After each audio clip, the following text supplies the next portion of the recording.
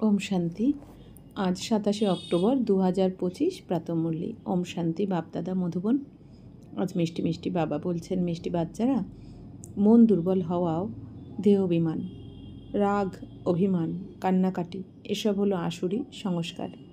বাচ্চারা, যা তোমাদের মধ্যে থাকা উচিত নয়, দুঃখ, সুখ, মান, অপমান সব সহ্য করতে হবে। তো বাবা বলছেন যে মন যদি কখনো দুর্বল হয়, তোমাদের মন ভেঙে পড়ে, মন দুর্বল হচ্ছে, মন খারাপ লাগছে, বাবা বলছেন এইটাও কিন্তু দেহাভিমান।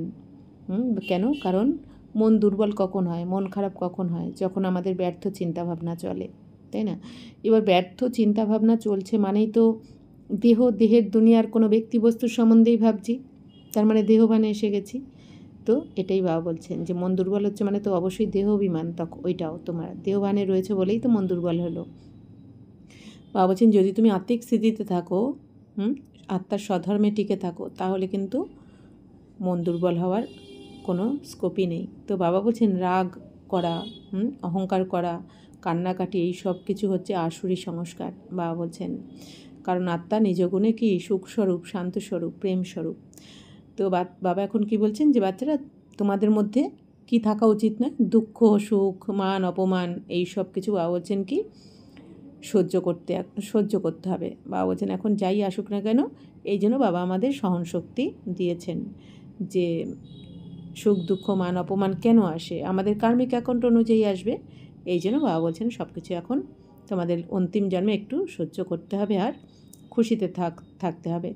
প্রশ্ন হচ্ছে সার্ভিসে ঢিলেমি আসার মুখ্য কারণ কি? উত্তর, যখন দেহ অভিমানের বশে একে অপরের অবগুণ দেখো, তখনই সার্ভিসে ঢিলেমি আসে। তো বাবা বলছেন যে যখন দেহ অভিমানে এসে যাও তোমরা, অন্যের অবগুণ দেখতে থাকো, ও এরকম ও ওরকম, তো বাবা বলছেন কি তখনই তোমাদের সার্ভিস করতে ঢিলেমি এসে যায়। তো নিজেদের মধ্যে মন কষাকষি হওয়া দেহ অভিমান। তো আমি অমুকের সঙ্গে চলতে পারি না, আমি এখানে থাকতে পারি না, এই সবই হলো মনের দুর্বলতা। তো বাবা কি বলছেন যে নিজেদের মধ্যে মন কষাকষি হয়ে গেল, রাগারাগি হয়ে গেল, তো বা অনেক সময় মনে হয় থাকলে আমি যাব না, ওর সাথে আমি চলবো না, বাবা বলছেন কি বা কারোর সাথে মনে হচ্ছে তোমার এর সাথে আমি থাকতে পারবো না। তো এগুলো সব হচ্ছে বাবা বলছেন মনের দুর্বলতা, অর্থাৎ দেহাভিমান। তো এইরূপ কথা বলা অর্থাৎ কাঁটা স্বরূপ হওয়া, অবজ্ঞাকারী হওয়া। তো বাবা বলছেন যদি তুমি সবাইকে অ্যাকসেপ্ট না করতে পারো, বাবা বলছেন কি তার মানে এটাও তো দেহাভিমান, এটাও তো অবজ্ঞা করলে। তো বাবা বলেন বাচ্চারা তোমরা হলে রুহানি মিলিটারি, তাই আদেশ পাওয়া মাত্র হাজির হওয়া উচিত, কোনো কথা অমান্য করবে না। তো বাবা কি বলছেন বাচ্চারা তোমরা আত্মিক সৈন্য, রুহানি মিলিটারি, অর্থাৎ তোমরা আত্মিক সেনা। তো বাবা বলছেন যখনই আদেশ পাবে তখনই হাজির হয়ে যাও। বাবা বলছেন কোনো কথা বাবার অমান্য করা উচিত নয়। ওম শান্তি। আত্মিক পিতা বসে আত্মারূপী বাচ্চাদের বোঝাচ্ছেন, বাচ্চাদের সর্বপ্রথমে এই শিক্ষা প্রাপ্ত হয় যে নিজেকে আত্মা নিশ্চয় করো। তো দেহ অভিমান ত্যাগ করে দেহী অভিমানী হতে হবে। তো বাবা আমরা আত্মারা স্টুডেন্ট, আর আমাদের শিক্ষককে আমাদের আত্মার পিতা পরমাত্মা, আমাদের বাবা। তো বাবা কাদেরকে বোঝাচ্ছেন? আত্মারূপী বাচ্চাদেরকেই বোঝাচ্ছেন। তো বাবা এখন কি বলছেন? বাচ্চারা নিজেকে আত্মা নিশ্চয় করো, বারবার নিজেকে মনে করাও যে আমি শরীর নই, আমি আত্মা। তো দেহ অভিমান ত্যাগ করে বাবা বলছেন এখন দেহী অভিমানী হতে হবে, অর্থাৎ আত্মিক স্থিতিতে থাকতে হবে, টিকতে হবে যে আমি আত্মা, আমি শরীর নই, এই শরীর কর্ম করার জন্য পেয়েছি আমি। আমরা আত্মা দেহী অভিমানী হলে তবেই বাবাকে স্মরণ করতে পারবে। তো বাবা বলছেন যত তুমি নিজেকে আত্মা মনে করবে তত তুমি বাবার শ্রীমতে চলতে পারবে, দেহ মনে করলে কিন্তু বাবার শ্রীমতের বাইরেই চলে যাবে। তো সেটা হলো অজ্ঞানকাল, এটা হলো জ্ঞানকাল। তো বাবা বলছেন যখন দেহভানে ছিলে সেটা তো অজ্ঞানকাল ছিল, এখন বাবার কাছে এসেছো, বাবা বলছেন নিজেকে চিনেছো, বাবাকে চিনেছো, তো এটা হচ্ছে জ্ঞানের কাল, মানে জ্ঞানকাল, এটা জ্ঞান এসে গেছে। জ্ঞান তো একমাত্র বাবা দেন, উনি সকলের সদ্গতি করেন এবং উনি হলেন নিরাকার, অর্থাৎ তার কোনো মনুষ্য আকার নেই। তো বাবা রূপ কীরকম? নিরাকার, অর্থাৎ না মনুষ্য আকার রয়েছে, না বাবা বলছেন না সাকারী রূপ রয়েছে, না আকারী রূপ রয়েছে বাবার। তাই বাবাকে কি বলা হয়? নিরাকার, জ্যোতির্বিন্দু। তো যার মনুষ্য আকার আছে তাকে ভগবান বলা যাবে না। এবারে আত্মারা তো সবাই হলো নিরাকারী, কিন্তু দেহ অভিমানে এসে নিজেকে আত্মারূপে ভুলে গেছে। তো বাবা বলছেন প্রত্যেক আত্মারাই নিরাকারী, জ্যোতির্বিন্দু স্বরূপ, কিন্তু আমরা আত্মারা যেহেতু জন্ম মৃত্যুর চক্রে আসি, দেহভানে আসি, এই জন্য আমরা আত্মারূপকে ভুলে যাই। কিন্তু বাবা যেহেতু জন্ম মৃত্যুর চক্রে আসেন না, বাবা এই জন্য কখনো দেহভানে আসেন না, বাবা নিজের রূপকে কখনো ভুলে যান না। তো এখন বাবা বলেন তোমাদেরকে ফিরে যেতে হবে আত্মার ঘরে, নিজেকে আত্মা নিশ্চয় করো, আত্মা ভেবে বাবাকে স্মরণ করো, তাহলে জন্ম জন্মান্তরের পাপ বিনষ্ট হবে, আর কোনো উপায় নেই। বাবা বলছেন বাচ্চারা আত্মা মনে করে বাবা শ্রীমতে চলতেই হবে তোমাদের পাপ ভস্য করার জন্য, এছাড়া আর কোনো উপায় নেই পাপ ভস্য করার। তো আত্মাই পতিত, আত্মাই পবিত্র হয়। বাবা বুঝিয়েছেন পবিত্র আত্মারা বাস করে সত্যযুগ ত্রেতায়। তো বাবা বলছেন যে আত্মাই কিন্তু পতিত হয়, আত্মাই আবার পবিত্র হয়, কারণ আমরা আত্মারাই তো কর্ম করি কর্মেন্দ্রিয়ের মাধ্যমে। তো আত্মাই কর্ম করছে, তো আত্মা যখন শ্রেষ্ঠ কর্ম করে, পুণ্য কর্ম করে, আত্মা পবিত্র, আবার যখন আত্মা খারাপ কর্ম করে তখন আত্মাই পতিত হয়। তো বাবা বলছেন সত্য ত্রেতা যুগে আত্মারা পবিত্র থাকে, পতিত আত্মা হয় রাবণ রাজ্যে দাপর থেকে। সিঁড়ির চিত্রেও বোঝানো হয়েছে যারা পবিত্র ছিল তারা পতিত হয়েছে। 5000 বছর পূর্বে তোমরা সবাই আত্মারা শান্তিধামে পবিত্র ছিলে, যাকে বলা হয় নির্বাণ ধাম। তারপরে কলিযুগে পতিত হয়, তখন আর্তনাদ করে হে পতিত পাবন এসো। তো বাবা বলছেন বাচ্চারা তোমরা নির্বাণ ধাম অর্থাৎ শান্তিধাম বা বাণীর ঊর্ধ্বে যেটা পরমধাম, বাবা বলছেন ওখানে যখন তোমরা থাকো তখন তোমরা পবিত্রই থাকো। তারপর নির্বাণ ধাম থেকে অর্থাৎ পরমধাম থেকে যখন তোমরা সত্য তেতাতে আসো তখনও পবিত্র থাকো তোমরা। তারপর দাপর থেকে তোমরা পতিত হয়ে যাও, আর কলিযুগে এসে আর্তনাদ করতে শুরু করো। দাপর থেকেই আমরা বাবাকে স্মরণ করে এসেছি। বাবা বলছেন কলিযুগে এসে তো আর্তনাদ করতে থাকো যে হে পতিত পাবন এসো, বাবাকে ডাকতে থাকো। তো বাবা বোঝান বাচ্চারা আমি যে জ্ঞান তোমাদেরকে প্রদান করি পতিত থেকে পবিত্র হওয়ার, সেই জ্ঞান শুধু আমিই দিয়ে থাকি, যা প্রায় লুপ্ত হয়ে যায়। বাবাকে এসেই জ্ঞান শোনাতে হয়। এখানে মানুষ অগণিত শাস্ত্র বানিয়েছে, সত্যযুগে কোনো শাস্ত্র থাকে না, সেখানে ভক্তিমার্গ একটুও নেই। তো বাবা কি বলছেন যে বাবা এসে আমাদের যে জ্ঞান এখন দিচ্ছেন পতিত থেকে পবিত্র হওয়ার জন্য, এই জ্ঞান, এই জ্ঞানের দ্বারাই আমরা পতিত আত্মারা পবিত্র হয়ে যাই। এই যে আমরা ডেকেছি যে হে ভগবান বা হে প্রভু এসে আমাদের পবিত্র করো, হে পতিত পাবন এসে আমাদের পবিত্র করো। তো পতিত পাবন আমাদের বাবা এসে আমাদের জ্ঞানের দ্বারা পতিত থেকে পবিত্র করছেন। তো এই জ্ঞান বাবা বলছেন কি একমাত্র বাবা ছাড়া কেউ দিতে পারেন না, এই পবিত্র হওয়ার জ্ঞান একমাত্র বাবার কাছেই রয়েছে। এই জন্য বাবাকেই আসতে হয়, এই দুনিয়ার কেউ আমাদেরকে পবিত্র বানাতে পারে না। তো বাবা বলছেন এই জ্ঞান তো এরপর লুপ্ত হয়ে যাবে বিনাশের পর। তো বাবা বলছেন যে এই দুনিয়াতে মানুষ তো অগণিত শাস্ত্র বানিয়েছে, অনেক শাস্ত্র, নানা ধর্মের নানা রকম শাস্ত্র বানিয়েছে, কিন্তু বাবা বলছেন সত্যযুগে কিন্তু কোনো শাস্ত্র থাকবে না, সেখানে ভক্তিমার্গ একটুও নেই, কারণ ওখানে তো চৈতন্যরূপে দেবী দেবতারা থাকবে, আর ওখানে তো দুঃখ কষ্ট থাকবে না। এই জন্য শাস্ত্র পড়ারও দরকার হবে না। শাস্ত্র পড়া শুরু হবে দাপর থেকে, যখন দুঃখ বাড়বে। তো এখন যখন পাপ বাড়বে, দাপর থেকে পাপ বাড়বে, দুঃখ বাড়বে, তখন থেকে শাস্ত্র পড়া শুরু হবে। শাস্ত্র পড়ে অনেকে পাপ করার থেকে একটু বিরত থাকবে, কিন্তু সত্য তেতাতে তো পাপ হয় না, এই জন্য শাস্ত্রও থাকে না। এখন বাবা বলেন তোমরা কেবল আমার দ্বারা পতিত থেকে পবিত্র হতে পারো, পবিত্র দুনিয়া তো নিশ্চয়ই হবে। আমি তো আত্মারূপী বাচ্চাদের এসেই রাজযোগে শিক্ষা প্রদান করি, দিব্যগুণও ধারণ করতে হবে। তো বাবা বলছেন বাবা এসে আমাদের রাজযোগে শিক্ষা দিচ্ছেন আত্মারূপী বাচ্চাদের। তো বাবা বলছেন তো তোমাদের দিব্যগুণও কিন্তু এখন ধারণ করতে হবে, অর্থাৎ হর্ষিতমুখতা, নম্রতা, ধৈর্যতা, সহনশীলতা, অন্তর্মুখতা, বাবা বলছেন নির্ভয়তা, এই সব দৈবগুণ তোমাদের ধারণ করতে হবে। রাগ অভিমান করা, কান্নাকাটি করা, এইসব হলো আসরিক স্বভাব। তো বাবা বলছেন মন দুর্বল করবে না, আমি অমুক স্থানে থাকতে পারবো না, এও এক প্রকারের দুর্বলতা। অমুকের সব স্বভাব এই রকম, এই রকম ও ওই রকম, এইসব কিছুই থাকা উচিত নয়। মুখ দিয়ে যেন সর্বদা ফুলের মতন কথা বের হয়, কাঁটার মতন নয়। তো আমাদের যখনই মন দুর্বল হয়, অর্থাৎ যে এরকম ওরকম, ওর সাথে থাকতে পারবো না, তার মানে কি এটা তো দেহবানে এসে গিয়েই তো বলছি, কারণ দেহদারীদের জন্যই বলছি যে ও খারাপ বা ও খারাপ, ওর সাথে থাকতে পারবো না। তো বাবা বলছেন তুমি তো আত্মা, আত্মা তো কিছুই চাই না, তাই না? আত্মা না খায় না, পড়ে না। বাবা বলছেন আত্মার কিছু লাগে না, যা কিছু শরীরের জন্য। এই জন্য বাবা বলছেন কি তোমাদের ফুলের মতন সবসময় কথা বের হওয়া উচিত, কাঁটার মতো নয়। অনেক বাচ্চাদের মুখে কাঁটার মতন কথা বের হয়, অর্থাৎ এমন কিছু কথা বলে যে অন্যদের দুঃখ দিয়ে দেয়। কাউকে ক্রোধ করাও হলো কাঁটা। একে অপরের সঙ্গে মন কষাকষি অনেক হয়। বাবা বলছেন যদি ক্রোধ করছো, রেগে কিছু বলছো, বাবা বলছেন সেটাও তো কাঁটাই দেওয়া হলো। তো বাবা বলছেন অনেকের মধ্যে কী হয়, মন কষাকষি হয়ে যায়, কথা কাটাকাটি হয়ে যায়। দেহ অভিমানের বশে একে অপরের অবগুণ দেখে নিজের মধ্যেও অনেক রকমের অবগুণ থেকে যায়, তাই সার্ভিস ঢিলে হয়ে যায়। বাবা বলছেন কি, যখন দেহ অভিমানে এসে পড়ো তখন অন্যদের অবগুণই দেখতে থাকো তোমরা, তখন বাবা বলছেন কি সার্ভিসও ঢিলে হয়ে যায়, তখন ভালো লাগে না, করতে যেতে চাও না। তো বাবা বোঝেন এই সব ড্রামা অনুযায়ী হয়, সঠিক হতেও হবে। তো বাবা কি বলছেন, বাবা কিন্তু সাক্ষীদ্রষ্টা থাকেন। তো বাবা কি বলছেন, প্রথমে আমাদের বলছেন বাবা যে এগুলো করা উচিত নয়, কিন্তু তারপর যদি যা কিছু হচ্ছে সেসব ড্রামা। তো এই জন্য আমাদের সবসময় মনে রাখতে হবে কি, আমাকে যে যাই করুক না কেন, বাবা কি বলেন যে আমাদের আশীর্বাদ দিতে হবে আর আশীর্বাদ নিতে হবে।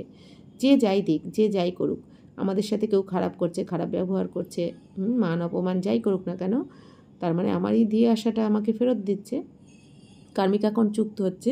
তো বাবা বলছেন কি, আর সব কিছু দেখে শুনেও বাবা বলছেন সাক্ষীদ্রষ্টা হয়ে থাকো। অর্থাৎ কি, এইটাই ড্রামার পার্ট। তো বাবা বলছেন তো মিলিটারির সৈন্যবাহিনী যখন যুদ্ধে যায় তখন তাদের কাজই হলো শত্রুদের সঙ্গে যুদ্ধ করা। তো বন্যা হলে বা কিছু ঝামেলা হলেও মিলিটারি ডাকা হয়। তো বাবা বলছেন কি, যে মিলিটারিরাও যুদ্ধে গেলে তখন কি যুদ্ধ তো করতে হয়, তো আমাদের এটাও তো যুদ্ধক্ষেত্র, তাই না? এই যে সঙ্গমে রয়েছে আমরা আত্মারা, যুদ্ধক্ষেত্র। তো বিকারের সাথে যুদ্ধ করছি আমরা আত্মারা। তো বিকার মানে কি, কাম, ক্রোধ, লোভ, মোহ, অহংকার, এগুলো তো কোনো না কোনো ব্যক্তির থেকে বা বস্তুর থেকে আসবে।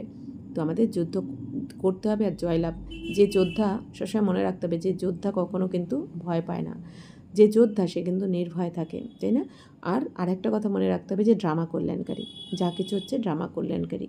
বাবা এই জন্য আমাদের ধৈর্য ধরতে বলেন, সহ্য করতে বলেন সব কিছু। তো বাবা বলছেন বন্যা হলে বা কিছু ঝামেলা হলেও মিলিটারি ডাকা হয়, তখন মিলিটারি এসে কুলি মজুরেরও কাজও করে। হ্যাঁ, তাই না? মিলিটারিরা এসে কত ধরনের কাজ করে, তাই না? যখন বন্যা হয়, যে কাজ অন্যরা কেউ করে না সেটা কিন্তু মিলিটারিরা এসেই করে এই দুনিয়াতে। তো গভর্নমেন্ট মিলিটারিকে অর্ডার করে সমস্ত মাটি ভরো, কেউ না এলে গুলির মুখোমুখি হতে হবে। তো গভর্নমেন্টের আদেশ পালন করতেই হয়। বাবা বলেন তোমরাও সার্ভিস করার জন্য বাধ্য। তো বাবা আমরা কি বলছেন আমাদের, যে তোমরাও তাহলে রুহানি মিলিটারি, আত্মিক সেনা, তোমরাও বাবা বলছেন সার্ভিস করার জন্য বাধ্য, তোমাদেরও করতেই হবে। বাবা কি চান, যে যেভাবে হোক বাচ্চাদের ভাগ্য তো বানাতেই হবে, তাই না? বাচ্চারা ঢিলেমে দেয়, কিন্তু তবুও আমরা যখন ছোটোবেলায় পড়াশোনা করতে না চাইলেও মা বাবা কি ছাড়তো না, তেমনি বাবা এখন কি বলছেন, তোমরা সার্ভিস করতে হবে, বাবা আমাদের ভালোর জন্যই বলছেন। তো বাবা বলেন যে বাবা যেখানে সার্ভিস করতে যেতে বলবেন সুশীঘ্র হাজির হওয়া উচিত। অমান্য করলে মিলিটারি বলা হবে না, তারা হৃদয় আসনে স্থান প্রাপ্ত করে না। তোমরা হলে বাবার সহযোগী, সবাইকে বার্তা পৌঁছে দিতে হবে। যদি কোথাও বিশাল মিউজিয়াম খোলা হয়, 10 মাইল দূরে আছে, তবুও সার্ভিস করতে তো যেতে হবে, তাই না? তো বাবা বলছেন যে কোথাও যদি মিউজিয়াম খোলা হয়, হয়তো 10 মাইল দূরে আছে, বাবা বলছেন তবুও সার্ভিস তো করতে যেতে হবে। খরচের চিন্তা করবে না, সবচেয়ে বড় গভর্নমেন্ট অসীম জগতের পিতার আদেশ প্রাপ্ত হয়েছে, যার রাইট হ্যান্ড হলেন ধর্মরাজ। তার শ্রীমত অনুযায়ী না চললে পতন হয়। তো শ্রীমত বলে নিজের দৃষ্টিকে সিভিল বানাও। তো বাবা কি বলছেন, যে শ্রীমত অনুযায়ী চলতে হবে, না হলে পতন হবে। আর শ্রীমত কি বলছে, বাবা বলছেন নিজের দৃষ্টিকে পবিত্র বানাও এখন, অর্থাৎ আত্মাকে দেখো, দেহকে দেখো না। কাম বিকারকে জয় করবার সাহস থাকা উচিত। বাবার হুকুম পালন না করলে ধ্বংস হয়ে যাবে, 21 জন্মের রাজ্য ভাগ্য প্রাপ্ত হবে না। বাবা বলেন বাচ্চারা ছাড়া আমাকে কখনো কেউ চিনতে পারে না, কল্প পূর্বের যারা, তারাই আস্তে আস্তে জ্ঞানে আসবে। তো এই হলো একেবারে নতুন কথা। তো বাবা বলছেন প্রতিকল্পে যারাই জ্ঞানে আসে, যারা দেবী দেবতাকুলের হয়, প্রতিকল্পে যারা আসে তারাই আসবে। তো এ হলো গীতার যুগ, কিন্তু শাস্ত্রে এই সঙ্গম যুগের বর্ণনা নেই। গীতাকেই দাপরে নিয়ে গেছে, কিন্তু যখন রাজযোগ শেখানো হয়েছিল তখন নিশ্চয়ই সঙ্গম ছিল, তাই না? তো বাবা বলছেন কি, যখন রাজযোগ শেখানো হয়েছে দাপরে, তখন বাবা বলছেন কি তখনও সঙ্গম ছিল, মানে ত্রেতা আর দাপরের মাঝখানে। বাবা বলছেন কি তখনও সঙ্গম যুগ, কিন্তু ওই সময় বাবা আসেন না। বাবা আসেন যখন কলিযুগ সমাপ্ত হয়ে সত্যযুগ আসার থাকে, তখন বাবা আসেন। তো বাবা বলছেন এখন তোমাদের জ্ঞানের নেশা আছে, মানুষের হলো ভক্তির নেশা। তারা বলে ভগবান এলেও আমরা ভক্তি করা ছাড়ব না। তো এই উত্থান পতনের সিঁড়িটি খুব ভালো, তবুও মানুষের চোখ খোলে না, মায়ার নেশায় একেবারে মত্ত হয়ে আছে। জ্ঞানের নেশা হতে খুব দেরি লাগে। তো বাবা বলছেন কি, এই যে সিঁড়ির চিত্রের মাধ্যমে বাবা বুঝিয়েছেন যে ভারতের কিভাবে উত্থান হয়, কীভাবে পতন। এই যে এখন আমাদের উত্থান হচ্ছে, বাবার কাছে জ্ঞান নিয়ে আমরা রাজযোগ শিখে আমরা এখন আত্মারা কি চড়তি কলায় যাচ্ছি, উঠছি, আমরা উপরে উঠছি। তারপর সত্যযুগে আসার পর থেকে আস্তে আস্তে আবার আত্মাদের পতন হতে থাকে। তো বাবা বলছেন সবাই মায়ার নেশাতে এতটাই মত্ত হয়ে রয়েছে যে তারা চোখ খুলছে না কারো, তাই না? এখন মায়ার দুনিয়াই ভালো লাগছে সবার।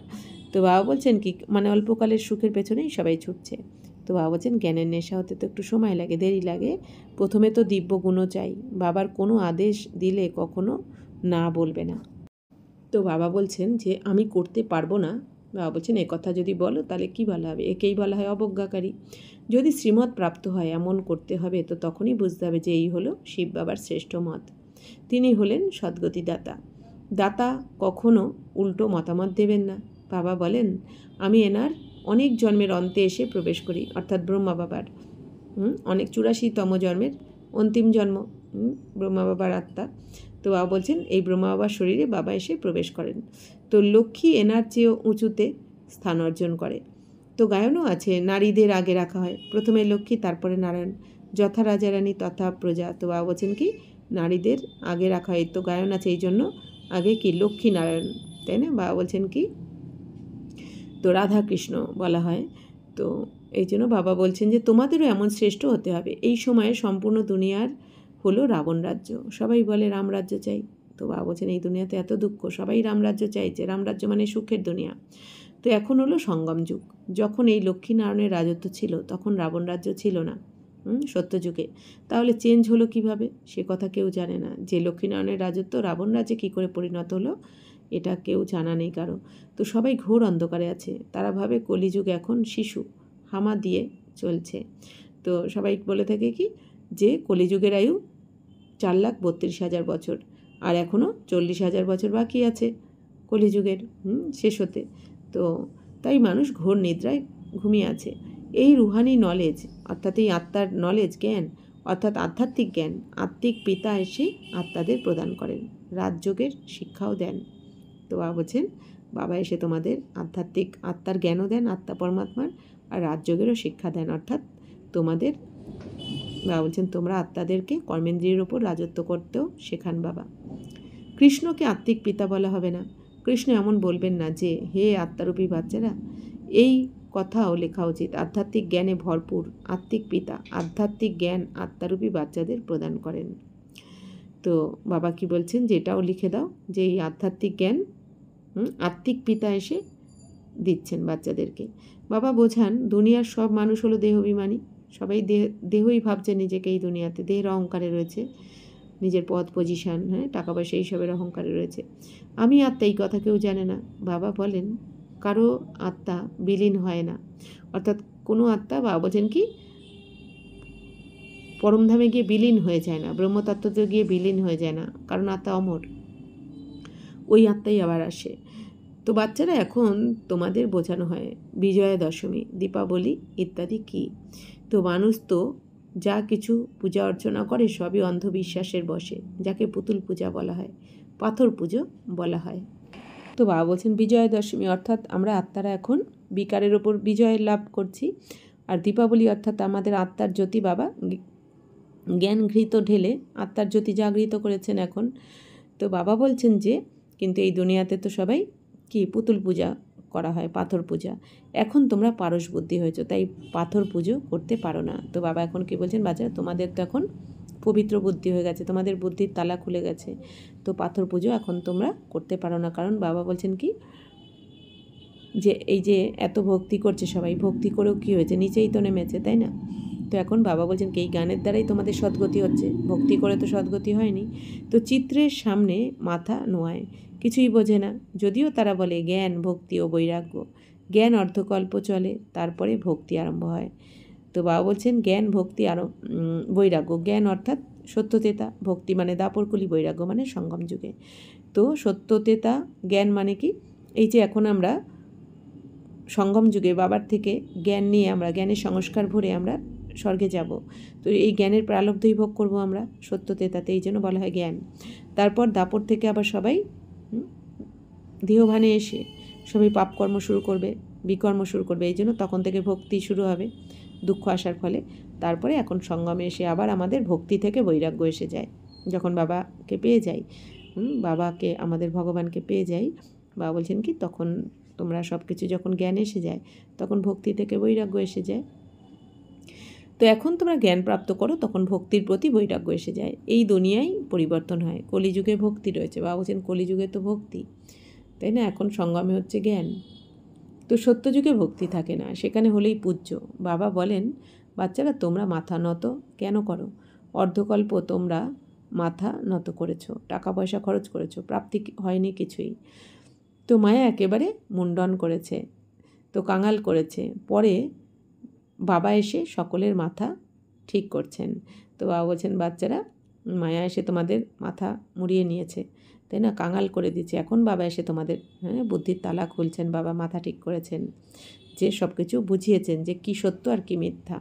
তো এখন ধীরে ধীরে কিছু ইউরোপিয়ানরাও বুঝেছে, বাবা বুঝিয়েছেন এই ভারতবাসীরা তো একেবারে তমগুণী হয়ে গেছে, অন্য ধর্মের মানুষ তো পরে আসে, তাই সুখ দুঃখ সবই কম ভোগ করে। তো বাবা কি বলছেন, অন্য ধর্মের মানুষরা দাপর থেকে আসে, তারা সুখ দুঃখ কম ভোগ করে।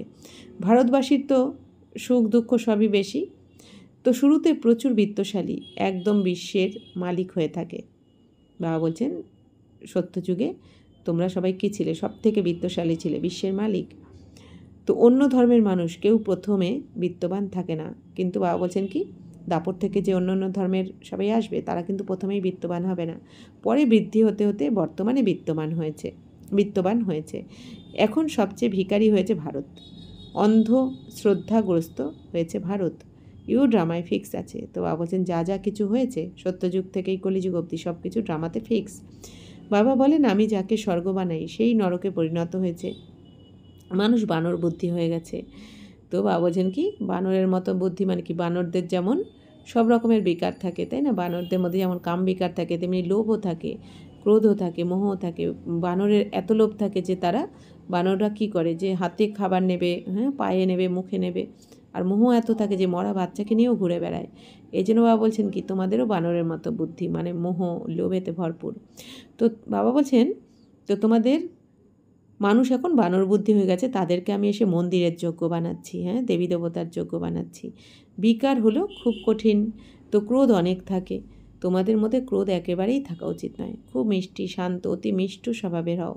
এই কথাও তো জানো, কোটিতে কেউ এসে জ্ঞান মার্গে রাজ্যপদ নিতে। তো বাবা বলছেন যে কোটির মধ্যে কেউই কিন্তু এই জ্ঞান মার্গে এসে রাজ্যের পদ নেবে। বাবা বলেন আমি এসেছি তোমাদের নর থেকে নারায়ণ করতে। তার মধ্যেও 8টি রতন মুখ্য গায়ন করা হয়েছে। 8টি রত্ন আর মধ্যিখানে বাবা। এই জন্য নবরত্নের সেই আংটি পরা হয় না এই দুনিয়াতে। তো তার মানে কি 8টা রত্ন, অষ্টরত্ন, আর মাঝখানে মধ্যিখানে কি হীরা, বাবা। তো 8টি হলো 5 উইথ অনার, তাও নম্বর অনুযায়ী পুরুষার্থ অনুসারে। তো এই 8জন বাবা বলছেন এই যে অষ্টরত্ন এরা 5 উইথ অনার, একটু সাজা পাবে না, এরা 100% পবিত্র।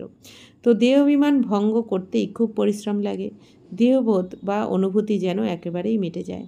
তো বারবার বাবা কি বলছেন বাচ্চারা, দেহবোধ যেন একটুও না থাকে তোমাদের, তাহলেই কষ্ট পেতে হবে। কেউ পাকা ব্রহ্মজ্ঞানী যারা থাকে তাদেরও এমন অনুভব হয়, বসে বসে দেহত্যাগ করে দেয়। বসে থেকে এমনভাবে দেহত্যাগ করে সম্পূর্ণ বায়ুমণ্ডল একদম শান্ত হয়ে যায় এবং প্রায় সময় ভোরবেলার শুদ্ধ সময়ে দেহত্যাগ করে। বাবা বলছেন এই দুনিয়াতে যারা ব্রহ্মজ্ঞানী, যারা ব্রহ্মতত্ত্বকেই ভগবান মনে করছে, সাধু সন্ন্যাসীরা, বাবা বলছেন তারা প্রায় সময় ভোরের দিকে শুদ্ধ সময় দেহত্যাগ করে। আর তারাও কিন্তু বাবা বলছেন যে একাগ্র হয়েই কিন্তু তারা দেহ ত্যাগ করে দেয়। রাতের বেলায় মানুষ নোংরা কাজ করে, সকালে স্নান ইত্যাদি করে ভগবানের নাম নেয়, পুজো করে। বাবা সব কথা বোঝান। প্রদর্শনী ইত্যাদিতে সর্বপ্রথমে তোমরা অল্পের পরিচয় দাও। বাবা বলছেন প্রদর্শনীতে তোমরা আগে বাবার পরিচয় দাও, অল্প মানে বাবার পরিচয় দাও। প্রথমে অল্প এবং বে, তারপর মানে বাদশাহী। বাবা বলছেন প্রথমে বাবার পরিচয় দাও, তারপর স্বর্গের পরিচয় দাও। বাবা হলেন একমাত্র নিরাকার, বাবা হলেন রচয়িতা। তিনি বসে রচনার আদি মধ্য অন্তের জ্ঞান বুঝিয়ে দেন। বাবা স্বয়ং বলেন মামেকম স্মরণ করো। অর্থাৎ বাবা কি বলছেন, নিজেকে আত্মা মনে করে বাবাকে স্মরণ করো। দেহের সম্বন্ধগুলি ত্যাগ করে নিজেকে আত্মা নিশ্চয় করে মামেকম স্মরণ করো। অর্থাৎ বাবা বলছেন দেহের সম্বন্ধগুলি ত্যাগ মানে কি, বাবা বলছেন মন বুদ্ধির দ্বারা কারোর প্রতি কিন্তু বাবা বলছেন কোনো রকম মোহ না থাকে, লোভ মোহ এইসব না থাকে। বাবা বলছেন নিজেকে আত্মা নিশ্চয় করে বাবাকে স্মরণ করো। বাবার পরিচয় তোমরা দেবে, তখন কারো সাহস থাকবে না প্রশ্ন উত্তর করার। প্রথমে বাবার কথায় দৃঢ় নিশ্চয় হয়ে যাক, তারপরে বলো 84 জন্ম এইভাবে গ্রহণ করা হয়। তো চক্রের কথা বুঝে নেবে, বাবার পরিচয় বুঝে নেবে, তখন আর কোনো প্রশ্ন থাকবে না। তো বাবার পরিচয় না দিয়ে তোমরা অন্য কথা বলো, তাই সময় নষ্ট হয়ে যায়। তো বাবা প্রথমে কি বলছেন, বাচ্চারা আগে যাকেই পরিচয় দেবে বাবার পরিচয় দাও, তারপর সৃষ্টিচক্রের পরিচয় দাও, 84 জন্মের পরিচয় দাও। তাহলে বাবা বলছেন কারো সাহস থাকবে না অন্য কথা বলার, আর সময়ও নষ্ট হবে না। তো বাবা বলছেন যে তোমাদের বাবার পরিচয় না দিয়ে অন্য কথা বলো, তাই সময় নষ্ট হয়, স্বরুদ্ধ হয়ে যায়। সর্বপ্রথমে অল্পের কথা বলো, মানে বাবার কথা। শত কথা বললে কিছুই বুঝবে না। খুব সাধারণভাবে এবং ধীরে ধীরে বসে বোঝানো উচিত। যারা দেহি অভিমানী হবে তারাই ভালো রীতি বোঝাতে পারবে। তো বাবা বলছেন যত তুমি আত্মাভিমানী হবে, নিজেকে আত্মা মনে করবে, তত ভালো তুমি বোঝাতে পারবে। বড় বড় মিউজিয়ামে ভালো ভালো বাচ্চারা যারা বোঝাতে সক্ষম তাদের সহযোগ করতে হয়। কিছুদিন নিজের সেন্টার ছেড়ে সাহায্য করতে এসে যাও। অনুপস্থিতিতে অন্য কাউকে সেন্টার দেখাশোনা করার জন্য বসিয়ে দাও। যদি সেন্টারের দেখাশোনা করার মতন কাউকে উপযুক্ত না করে থাকো, তাহলে বাবা বুঝবেন কোনো কাজ করনি, সার্ভিস করনি। তো বাবা বলছেন কি, অন্যদেরকে উপযুক্ত করে তাদেরকে সেন্টারে বসাও, আর তুমি অন্য জায়গায় সেবা করতে যাও। তো বাচ্চারা বাবাকে চিঠিতে লেখে সার্ভিস ছেড়ে যায় কিভাবে। আরে বাবা আদেশ করেন অমুক জায়গায় প্রদর্শনী আছে, সার্ভিস করতে যাও। যদি সেন্টার দেখাশোনা করার মতন কাউকে উপযুক্ত করনি, তবে কোনো কাজের নয়। বাবা আদেশ করেছেন, অবিলম্বে ছুটে যাওয়া উচিত। মহারথী ব্রাহ্মণী তাকেই বলা হয়, বাকিরা তো সবাই হলো অশ্বারোহী, পদাতিক। তো সবাইকে সার্ভিসে সাহায্য করতে হবে। এত বছরে তোমরা কাউকে নিজের মতন বানাওনি, তাহলে কি করেছো? এতদিনে মেসেঞ্জার বানাওনি যে সেন্টারের দেখাশোনা করবে। বাবা বলছেন কি, এত বছর ধরে তোমরা বাবা বলছেন মেসেঞ্জার বানাওনি, মানে কি কাউকে নিজের মতো তৈরি করোনি। তো বাবা বলছেন যে সেন্টার দেখাশোনা করতে পারবে এরকম তৈরি করা উচিত। তো বিভিন্ন রকমের মানুষ আসছে যাদের সঙ্গে কথা বলার বুদ্ধি চাই। মুরলিও রোজ পড়তে হবে অথবা শুনতে হবে। মুরলি পড়ে না, অর্থাৎ অ্যাবসেন্ট লেগে গেল। বাচ্চারা তোমাদের সম্পূর্ণ বিশ্বে সুরক্ষা ঘেরাও তৈরি করতে হবে। তো বাবা বলছেন বাচ্চারা তোমাদের এখন সম্পূর্ণ বিশ্বে ঘেরাও করতে হবে সুরক্ষার জন্য। তো তার জন্য বাবা বলছেন কি, তোমাদের পাওয়ার চাই, জ্ঞান যোগের পাওয়ার চাই। তো বাবা বলছেন তো তোমরা সম্পূর্ণ বিশ্বের সেবা করো, তাই না? প্রতি দুনিয়াকে পবিত্র করার ঘেরা বানাতে হবে। সবাইকে মুক্তি, জীবন, মুক্তিধামের পথ বলে দিতে হবে। দুঃখ থেকে মুক্ত করতে হবে। তো বাবা বলছেন বাবা মুক্তি, জীবন, মুক্তি দিতে এসেছেন। তো সবাইকে এই দুনিয়াতে সবাই কী চায়? মুক্তি চায়, শান্তি চায়। তো সবাইকে মুক্তি আর জীবন মুক্তিধামের পথ বলে দিতে হবে। সবাই রাস্তা খুঁজছে, তো সেই রাস্তা বাবা আমাদের যে রাস্তা দেখিয়েছেন সেই রাস্তা সবাইকে বলে দিতে হবে। সবাইকে দুঃখ থেকে মুক্ত করতে হবে। अच्छा मीठे मीठे सिकिलदे बच्चों प्रति मात पिता बाप दादा का याद प्यार और गुड मॉर्निंग। रूहानी बाप की रूहानी बच्चों को नमस्ते। हम रूहानी बच्चों की रूहानी बाप दादा को पदम गुना नमस्ते नमस्ते नमस्ते। थैंक यू बाबा, शुक्रिया। ধারণার জন্য মুখ্যসার, অত্যন্ত মিষ্টি, শান্ত, অতি মধুর স্বভাবের হতে হবে। কখনো ক্রোধ করবে না। নিজের দৃষ্টিকে অত্যন্ত সিভিল বানাতে হবে। বাবা যা হুকুম করেন তাকে অবিলম্বে পালন করতে হবে। সম্পূর্ণ বিশ্বকে পতীত থেকে পবিত্র করার সেবা করতে হবে, অর্থাৎ ঘেরাও তৈরি করতে হবে। বরদান, বাবার স্মরণের দ্বারা অসন্তোষের পরিস্থিতিগুলিতে সদা সুখ বা সন্তোষের অনুভূতিকারী মহাবীর ভব। সদা বাবার স্মরণে থাকা আত্মারা প্রত্যেক পরিস্থিতিতে সদা সন্তুষ্ট থাকে, কেননা নলেজের শক্তির আধারে পাহাড় সমান পরিস্থিতিও তুলো অনুভব হয়। তুলো অর্থাৎ কিছুই নয়। তো বাবা কি বলছেন, যে বাচ্চারা সবসময় নিরন্তর বাবার স্মরণে থাকে, তাই না? প্রত্যেক পরিস্থিতিতে যারা সন্তুষ্ট থাকে, বাবার স্মরণে থাকে। আর বাবা বলছেন কি, যে নলেজের শক্তির আধারে, তো পাহাড় সমান পরিস্থিতিও তাদের কাছে কি হয়? তুলোর মতন, হ্যাঁ, অর্থাৎ কিছুই নয়। তুলো যেমন হালকা, অথচ যতই বড় পাহাড়ের মতন পরিস্থিতি আসুক, সমস্যা আসুক, কিন্তু মনে হয় যেন তুলোর মতো কিছুই নেই, এতটাই হালকা মনে হয়। কাদের কাছে? যারা বাবার স্মরণে থাকবে, যারা সন্তুষ্ট থাকবে, তাদের এরকম মনে হবে।